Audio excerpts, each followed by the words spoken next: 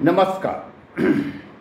निवडणुकीची रमधमाई ऐकत असताना सोशल मीडियावर असो नाही ते TV चॅनलवर असो, दिल्लीपासून तर गल्लीपर्यंत एखाद्या नेत्याचे जे वर्णन करताना हे जे प्रस्थापित घराणेशाही पक्षाची बांधील मीडिया असतील ते म्हणतात की अमुक नेत्याचा अमुक मतदारसंघामध्ये प्रभाव आहे.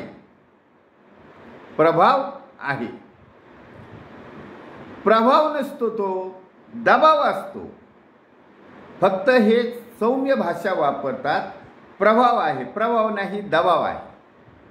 आता दबाव आहे याची आम्हाला प्रचिती अशी आली की मी 2 दिवसापूर्वी एक ऊसतोड कामगाराच्या हातातला कोयता काढून ही जी TV चर्चा होती त्यामध्ये मी त्या चर्चेमध्ये भाग घेणाऱ्या 3 नेत्यांचे नावं नमूद केले होते आणि नावासह ते व्हायरल केली होती. त्यावर आम समाजातल्या 90% लोकांना माझ्या लेखाचा मतितार्थ समजला आणि तो अर्थ समजल्यामुळे त्यांनी प्रशंसा केली. परंतु काही जे बगलबच्चे त्या नेत्यांचे जवळचे किंवा भित्रे असतील, लालची असतील, 2-3 प्रतिक्रिया अशा आल्या की त्यांना संपवायचं आधी तुमचं बघा.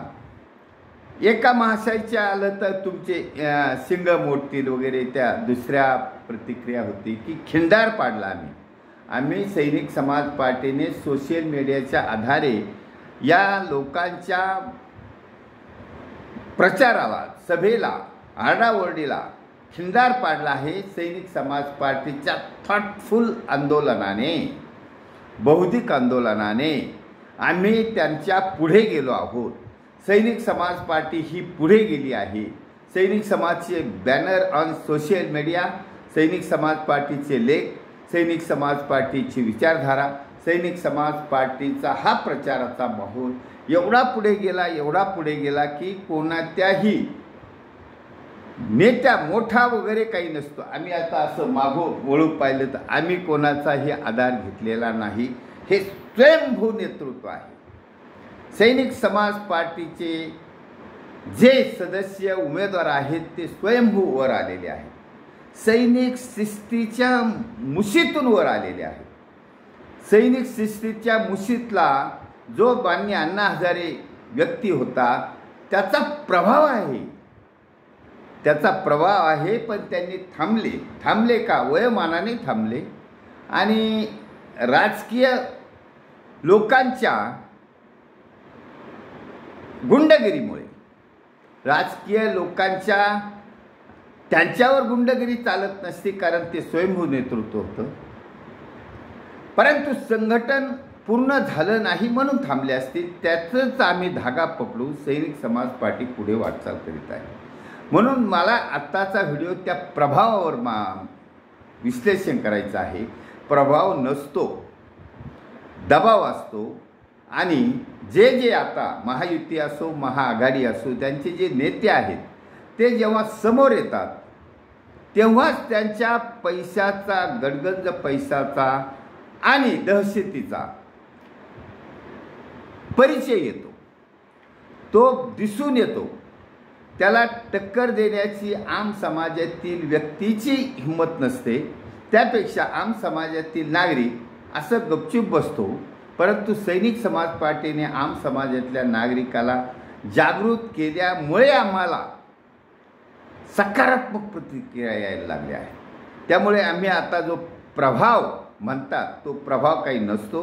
तुम्हाला सैनिक समाज पार्टीने जाण करून दिली आहे की 53-55% मतदान होतं, त्याच्यातल्या 25-30% निवडून माणसं येतात. त्यामुळे हा लोकशाहीचा फार विपर्यास आहे.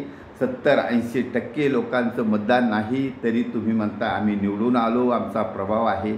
तो आता संपला आहे, भुईसपाट झाला आहे. सैनिक समाज पार्टी उदयाला आली आहे.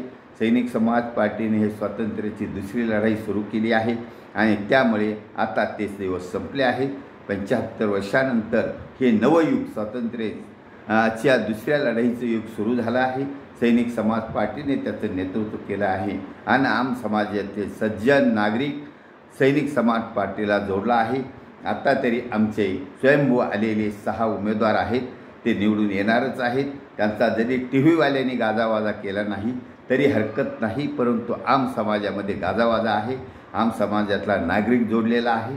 मला अहमदनगरमधून तो प्रत्येक येतो, तसंच आमच्या जळगावचा आहे, नाशिकचे आहेत, पुणे आहे, शिरूर आहे, रत्नागिरी आहे. या सर्व लोकांना सैनिक समाज पार्टीच्या उमेदवारीमुळे त्यांना फोन येतात, चांगल्या प्रतिक्रिया येतात, उत्स्फूर्त करतात, प्रेरणा देतात आणि तुम लढो हम तुम्हारे साथ है अशा त्यांना निरोप देतात. त्यामुळे या आम समाजातील नागरिकांनीच हातात घेतलेली ही सैनिक समाज पार्टीची स्वातंत्र्याची दुसरी लढाई आहे आणि ती आम समाजाच्या नागरिकांना धन्यवाद म्हणून जूनमध्येच त्याचा एक मोठा रिझल्ट समोर येणार आहे. त्यामुळे सर्वांचे धन्यवाद. भारतवर्ष की जय. छत्रपती शिवाजी महाराज की जय. सैनिक समाज पार्टीचा विजय असो.